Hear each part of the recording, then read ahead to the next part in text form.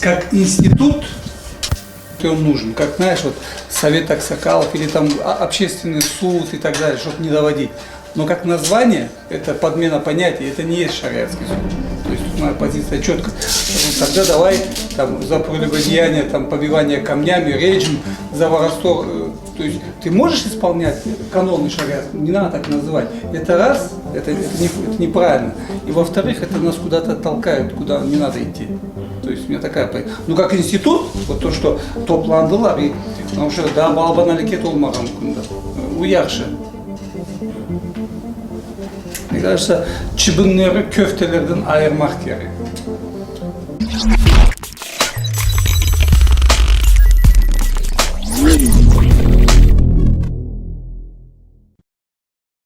Меня зовут Мухаммед Али, мне 43 года, я отец 5 детей. Родился в Тамане, Краснодарском крае, куда был повторно выслана моя семья. Школу закончил в Тамане также, потом поступил учиться в Турцию. Учился на факультете финансов и банковского дела. Вернулся в Крым, живу у себя на родине. Мой отец из села Веселого, Кутлах, это Сударский район. Мама наполовину бахчисарайская, наполовину корбекская. Ну, живут они в Веселом. Отец у меня был товароведом, сначала шофером, потом товароведом. Мама работала на почте, она связистка. Я помню вот фрагмент, мы заехали сюда, стоим еще вот аллея в Веселом, и какие-то дети начали кричать там татары, что-то связанное с татарами, но ясно, им тогда это научили, но я как бы не обратил на это внимания. Для меня этот возраст такой, знаете, романтики, это поход, лес, очень было интересно, очень весело. Позже, когда в 90-х, уже в начале 2000-х годов, я более ближе познакомился с Крымом, ну, 93-й год, когда я приехал, очень тяжелые времена, это бандитское время. Народ занимался вот самовыживанием. Но что мне тогда запомнилось, это все-таки единство. Это дружба, это взаимопомощь. Все были равны, по большому счету. Второе мое возвращение, уже окончательное возвращение в Крым, это после завершения обучения в Турции. Это 2001 год. Этот возраст, опять же, я приехал, я не блуждал, я четко знал, что мне нужно. Я сразу открыл свое первое предприятие. Я работал, как бы занимался больше такими, знаете, на первой стадии бытовыми семейными вопросами. Позже уже, ну, наверное, к концу 2000-х годов я начал уже заниматься общественной деятельностью. Но я дискомфорта в Крыму не чувствовал никогда. Основная моя деятельность – это консалтинг, международный консалтинг. Я специалист по маркетингу. Но после 40 лет я очень серьезно вернулся, скажем, к крымско-татарской литературе. Закончил магистратуру, сейчас пишу диссертацию, пишу книги. То есть в данный момент, можно сказать, основная моя деятельность – это плоскости языка, филологии, философии, интеллектуальной мысли крымско-татарского народа. Я поступил на финансы, больше по совету родителей, наверное, ну вот как бы все, бизнес, что-то такое. И модно было в 90-е годы, это было модно. Но еще уча в школе, меня всегда тянуло к литературе. Это был мой любимый предмет. Я ходил в театральную школу, то есть меня писал еще в детстве, мне стихи отроческого возраста. Я просто вернулся. 40 лет блуждал по пустыне экономики и финансов и, наконец, нашел то, что мне более всего интересует.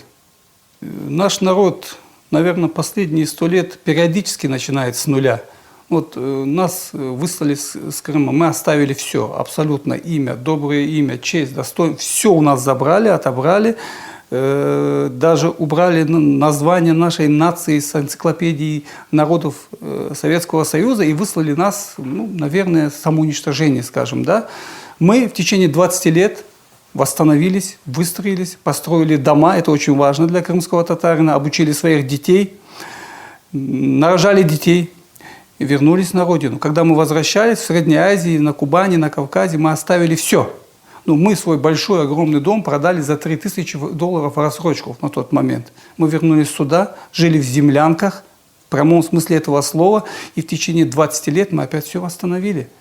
Это для нас привычно. То есть народ привык бороться, и он развивается. Что для меня было сложно, ну, вы знаете, вот я не помню вот период, когда мой отец переехал в Тамань, были сложные времена, тогда прям тысячами завозили казачество, были большие там драки, то есть их пытались выжить.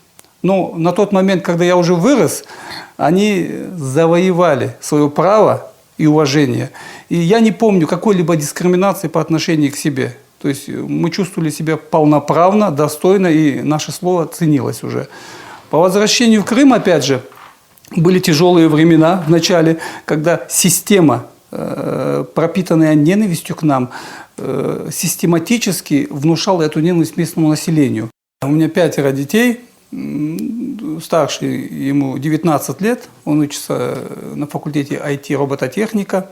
Остальные, там, дочь и сын учатся в школе, младшие еще ходят в садик.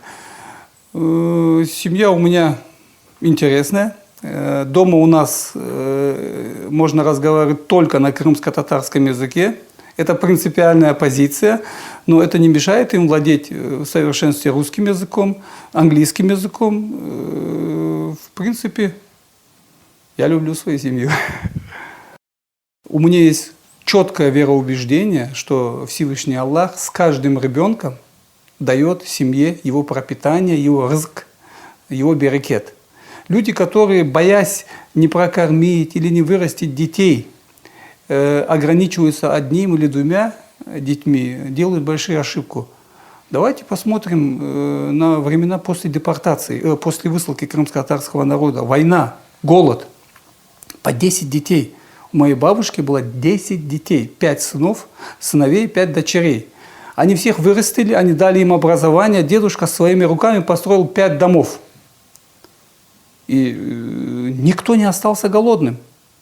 То есть вопрос сегодня, когда у нас такое потребительское общество, общество люкса, и, вот, допустим, кто-то сделал дом 3-этажный, непременно нужно сделать 4-этажный, кто-то сделал свадьбу, там, пригласил там какого-то супер-пупер диджея, непременно нужно пригласить еще круче. Мы в погоне за такими ложными, скажем, какими-то целями упускаем самое главное. Вот именно семья, институт семьи. Нет института семьи, нет народа.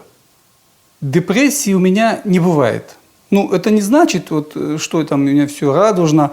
Не, конечно, есть такое понятие, знаете, такая вот поэтическая меланхолия, печаль. Она у меня бывает, я люблю это чувство, потому что именно в этом состоянии я пишу.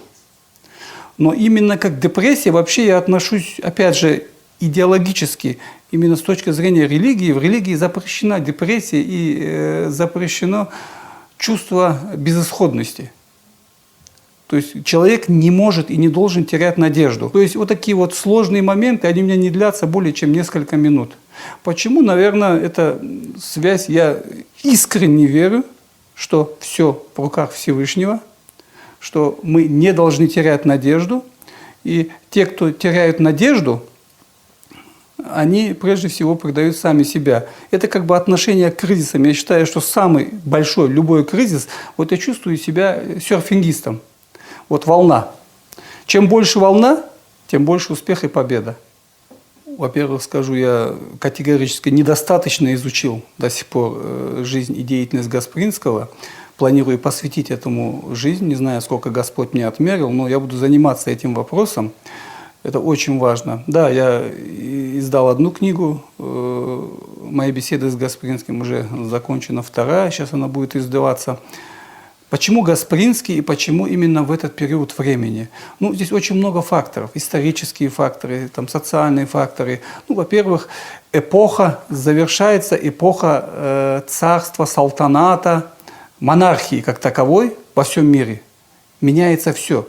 Общество было на периоде, вот, словами Эдуарда Кульпина-Губайдуллина, это академик Российской академии наук покойный, такой период мир, и вот, в том числе, скажем, тюрко-мусульманское общество было на пороге определенной бифуркации, оно менялось. И в этот период нужен был человек, который, не утеряв духовно-нравственные ценности, те скрепы, даст им новый формат, новое понимание. И Гаспринский это сделал. Этот период, на самом деле, Шахабуддин Марджани, Мухаммед Селям Умедбаев, было очень много великих ученых, просветителей и в других народах. Но миссия Гаспринского, она немножко другая. Он мыслил не масштабами крымско-татарского народа. Он даже не мыслил масштабами тюркского и мусульманского мира. Он реально, на самом деле, мыслил масштабами человечества. Мысли Исмаила Гаспринского очень конкурентоспособны и сегодня. И они будут конкурентоспособны перед вызовами 21 века. Но мы должны научиться интерпретировать их. Вот что сделал Гаспринский, он, по сути, он не сделал нечто новое. Он взял те ценности, которые без того есть в исламе, сравнил их с ценностями европейского мира на тот момент и показал толкование, что нужно делать. Не просто показал. Если он утром что-то говорил, то после обеда он это делал. Если вечером он что-то писал, то утром это начинал воплощать в жизнь. Мне кажется, вот в этом скрыта самая большая тайна, секрет гениальности Исмаила Гаспринского. Не люблю лозунги. Ну, наверное, сегодня один из самых актуальных, я бы сказал, делай то, что тебе по силам. Вот если ты хочешь помочь народу, начни с того, что у тебя сегодня может получиться. Вот, наверное, вот это принцип. И сегодня я бы еще сказал бы принцип для себя: глобально мысли, локально шагай. И пока ты думаешь, кто-то делает. Сложный вопрос. И знаете, вот многие вопросы, их можно, вот если выбрать, скажем, курс риторику ответа, можно доказать и то, и обратное. Но я бы, наверное, опять повторюсь слова, на мой взгляд, величайшего ученого современности, это Кульпина, Эдуарда Кульпина Губайдуллина. Он написал очень интересную книгу о крымских татарах. «Крымские татары и вызовы 21 века». И там он говорит, что крымско-татарское общество находится на пороге некой бифуркации. Бифуркация – это термин из физики, но тем не менее он его использует в социологии. Этот период, что может быть все. Может поменяться ситуация. Мы можем пойти вверх, можем пойти вниз и ассимилироваться полностью. Может быть все что угодно. И это зависит только и только от нас. Вот как бы так можно взять. В целом, если взять, я сегодня вижу, что вопрос языка, он критичен. Вопрос ассимиляции, он критичен. Но недавно вот я писал несколько мыслей по этому поводу, по поводу ассимиляции, что вместе с тем, что есть объективные факторы, допустим, это политика государств, это может быть проблемы глобализационного характера, когда ассимиляционные процессы идут глобально в мире, но вместе с тем мы живем в эпоху просто сумасшедших возможностей. Сегодня один человек может ассимилировать 1 миллиард людей. Посредством Apple, Google, Facebook. Возможности настолько сегодня безграничны. YouTube. Главная мысль. Сегодня человек может сидеть, жить где-то там в селе Джанкоя. Если у него есть интернет, он может выдвинуть какой-то стартап. Этот стартап купит за $100 миллионов Google. Это же все происходит сегодня у нас на глазах. И когда некоторые говорят, еще раз говорю, то есть вот есть две стороны медали. Есть сторона, скажем, юридическая, законная сторона, политическая реабилитация, восстановление правосубъектности и всех прав крымско-татарского народа. Над этим работало национальное движение крымских татар и работает. Мы не достигли своей цели в этом вопросе, есть наказ к народу, и мы должны неуклонно, неустанно работать в этом направлении. Но такое понимание вопроса, что вот пока мы не решим политический вопрос, ничего у нас не получится, он губителен, он неправильен, и здесь заложена, скажем так, бомба замедленного действия самоуничтожения народа. Потому что мы видим народы, у которых есть свои республики, но они ассимилируются, они деградируют. То есть эти процессы должны происходить параллельно. Сегодня огромное количество возможностей. Мы должны воспитывать наше молодое поколение именно в духе, чтобы глобального мира. Мы должны давать конкурентоспособный в 21 веке продукт. Если мы его будем давать, то никто нас не сможет ассимилировать. Потому что Вот, допустим, щепотка краски, мы кидаем ее в бочку воды, там, в тонну воды, и она этой тонне воды дает свой окрас. Она ассимилирует эту воду. Понятие количества сегодня становится, знаете, таким относительным. Может быть, это немножко такие виртуальные там, образы для кого-то, но на самом деле эта жизнь-то такая. Ну, что мы не видим? Прецеденты и примеры такого головокружительного успеха, да, среди крымских татар. Все это возможно. Вот я как бы занимаюсь предпринимательской деятельностью, но для меня это не главное. Мне, как знаете, охотник, закончилась еда, там, вышел на охоту. 24 часа времени я не думаю о бизнесе. Но вот те, которые думают о бизнесе, мне кажется, вопрос зарабатывания и успеха – это не вопрос возможностей фактических, юридических, это вопрос вообще мировоззрения и мышления. И вот это мы должны воспитывать у наших будущих поколений. Крымское ханство начало ослабевать прежде всего, потому что у нее не было тяжелой промышленности, не было серьезного оружейного производства, не было своей технологии. С одной стороны, политически этому препятствовало османское государство, с другой стороны, внутренние распри, постоянная борьба между ханами, постоянные братоубийства, которые опять связаны с политикой. То есть ситуация, знаете, вот мы стали заложниками ситуации, в которую как бы инициировали сами. И плюс на это все наложилось как бы объективные процессы мировые, когда монархический строй уходил, а нового мы дать не смогли.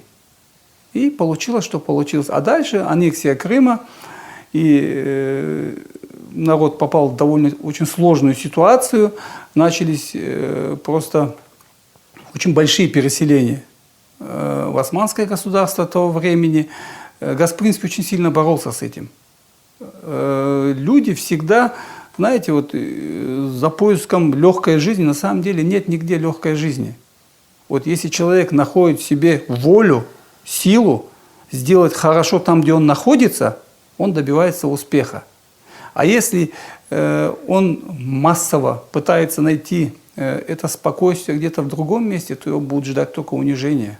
В современном обществе, и уж тем более для крымских татар, которые генетически являются таким антропологическим букетом, для нас вот Запад и Восток, я воспринимаю это как два крыла одной птицы.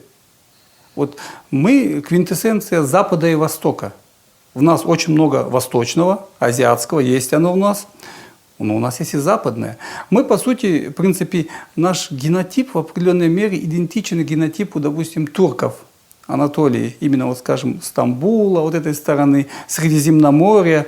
И мы одинаково близки к Западу и Востоку. И здесь, в современном мире, для цивилизованного общества, для общества, которое может налаживать дипломатические отношения, мне кажется, не нужно выбирать между чем-то и чем-то.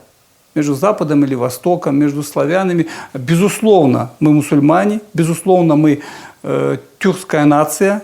Ну, хотя в нашей крови, допустим, если сделать анализ моей крови, не знаю, чего там больше оказывается, азиатского или европейского, спорный вопрос, я с судака, но тем не менее, то есть ментально я считаю себя тюрком, татарином, я крымский татарин.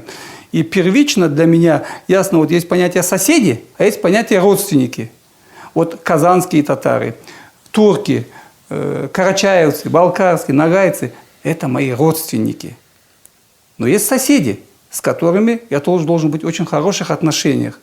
Это украинцы, это русские, это немцы, это англичане. В исламе есть такое понятие «близкий сосед» приравнивается к родственнику, если хорошие отношения. А если плохие отношения, даже с родственником, это может дойти до кровной мести.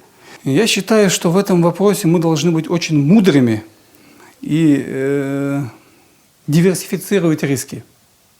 Не нужно искать врагов, нужно в каждом народе, в каждом государстве, в каждой политической силе искать интересы нашего народа. А если, вот знаете, понятие союзника как бы так слаживается в политике, в международной политике. Есть доминант, ведомый, есть ведущий. Вот чтобы мы в погоне за каким-то союзничеством не оказались инструментом в какой-то политике, в чьих-то руках. То есть на любую ситуацию, на любые отношения лично я бы смотрел с точки зрения интересов крымско-татарского народа. чтобы он не оказался в сложной ситуации. Изначально я скажу, что чеченский народ, так же как и ингушский, тем более как карачаевский, балкарский, нагайский народ, это наши братья, однозначно. И перевод этих конфликтов в межнациональную плоскость я считаю неприемлемым для себя совершенно. Что касается достаточно силен, я рад за них, но я считаю, что крымские татары, несмотря и вопреки своей ситуации, достаточно сильны во всех отношениях. И в этом смысле как бы у меня нет каких-то, знаете, вот переживаний, беспокойств по поводу крымско-татарского народа. Что касается по поведению некоторых, скажем, молодых и глупых представителей какого-либо народа, я не хочу это переводить, опять же, в национальную плоскость, объясню позже почему, то категорическое отношение к этому однозначное. Это неправильно. Это неправильно как с точки зрения религии. Это неправильно как с точки зрения законов благородного Кавказа, этических принципов любого народа и вообще общечеловеческих принципов. То есть, но это бытовые проблемы, это такие, знаете, вот бандитские бытовые проблемы. Не нужно переводить это в другую плоскость. Кому-то это может быть интересно. Но ни чеченцам, ни крымским татарам это не интересно. Меня беспокоит здесь другой вопрос. Вот эти вот бытовые проблемы, мне кажется, большая роль и ответственность здесь как на старшем поколении крымско-татарского народа, так и чеченского народа в данной проблеме, конфликте мы рассматриваем в этом контексте. Ну, во-первых, мы должны постоянно напоминать нашей молодежи, что это бытовые проблемы, на них нужно непромедлительно, однозначно давать достойный отпор на языке, доступном тому или иному человеку.